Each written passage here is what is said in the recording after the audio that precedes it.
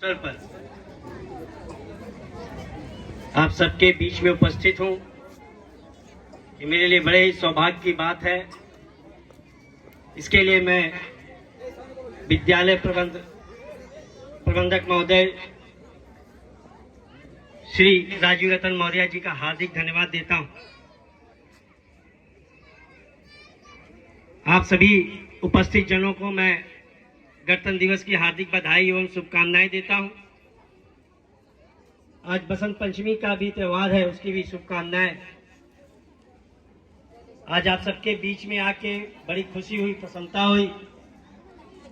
देखा कैसे छोटे छोटे बच्चों ने अपनी कला के माध्यम से अपने देश के प्रति जो प्यार था, जो स्नेह था, उसको प्रकट किया। और जो ये होनहार छात्र थे उनको भी पुरस्कृत किया गया। और साथ ही साथ बड़ा ही प्रसन्नता हुई है जानकर कि विद्यालय प्रबंध तंत्र द्वारा अभिभावकों को भी पुरस्कार दिया जाता है। ये बहुत ही अच्छी सोच है।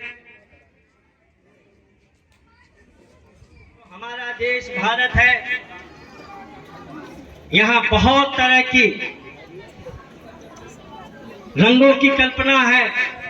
कई धर्मों के लोग हैं, कई जातियों के लोग हैं, कई पंथों के लोग हैं, कई समाज के लोग हैं, कई क्षेत्रों के रहने वाले लोग हैं।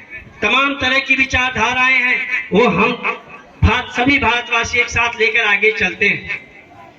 अभी कक्षा 5 के कुछ विद्यार्थियों ने एक सामूहिक नृत्य प्रस्तुत किया था आप सबके बीच में। उस गीत में बीच में दो लाइन थी कि जब हम कदम से कदम मिला के चलते हैं तो दुश्मनों के दिल कांपते हैं।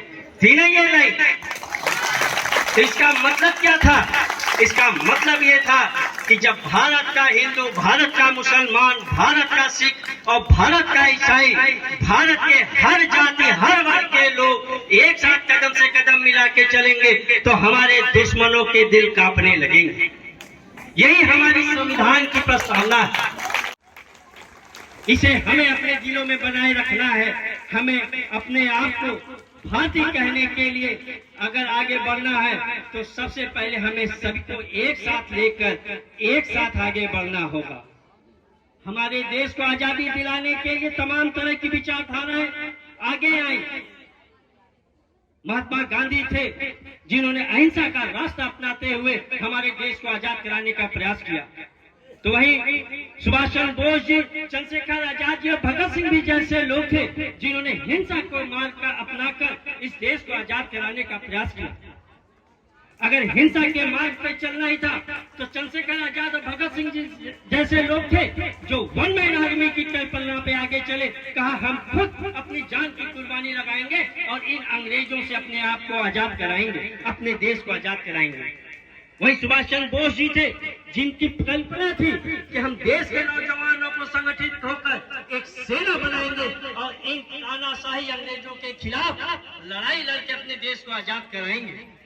गुलामी की बेड़ियां तोड़ने के लिए सबने अपने अपने विचारधारा के हिसाब से इस लड़ाई को लड़ा, तब जाके हमारा देश आजाद हुआ। आज अगर देश की आजादी में किसी एक व्यक्ति के योगदान का कहा जाएगा तो ये असंभव है।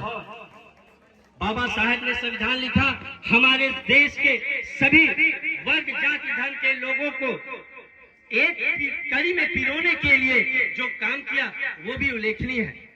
आज हमारा ये जो देश बना हुआ है, ये जो हमारा प्यारा भारत है, उसमें किसी एक व्यक्ति, एक समूह, एक जाति या एक वर्ग का कोई काम नहीं है, बल्कि यहाँ उपस्थित एक एक शख्स का अहम योगदान है।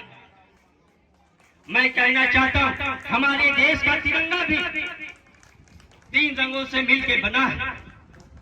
तो मैं ये कहना चाहता हूँ कि ये भारत का डीएनए है।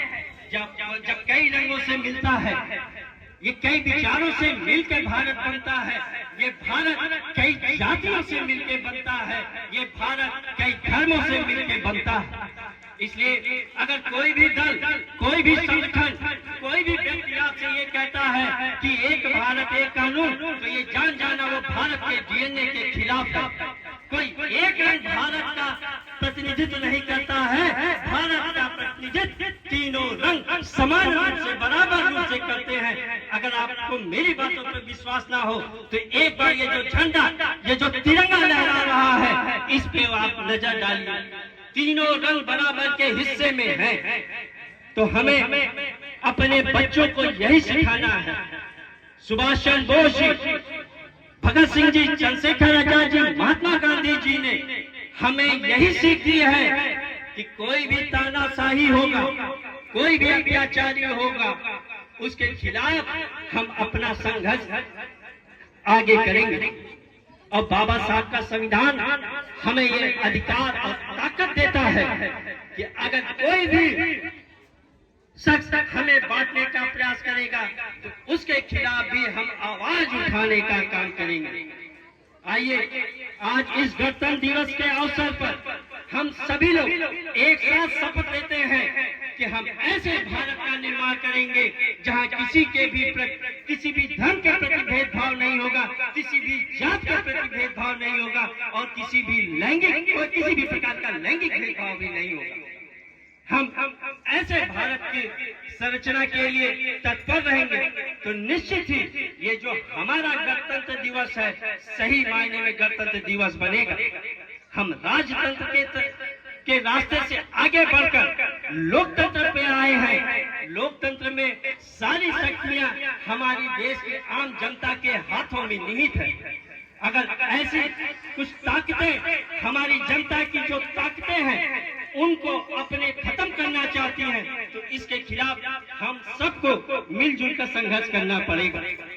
मैं एक बार फिर से आप सबको बधाई देता हूं। साथ ही साथ विद्यालय के प्रबंधन तंत्र को विशेष बधाई देता हूं, जो यहाँ के बच्चों को संविधान की शिक्षा देते हैं। और मैं समझता हूं कि आने वाले समयों में जनपद के तमाम विद्यालय श्री राजीव रतन मौर्य जी के कदमों का अनुसरण करेंगे और अपने अपने विद्यालय के छात्रों को संविधान की शिक्षा का देने का प्रयास करेंगे। इसी के साथ ही मैं अपनी वाणी को विराम देता हूं। जय हिंद, जय भारत। धन्यवाद। आप सभी लोगों का बहुत बहुत धन्यवाद।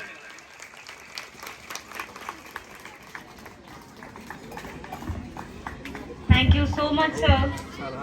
Now, I would like to call Ruby Yadav from class 9 for a solo performance. Ruby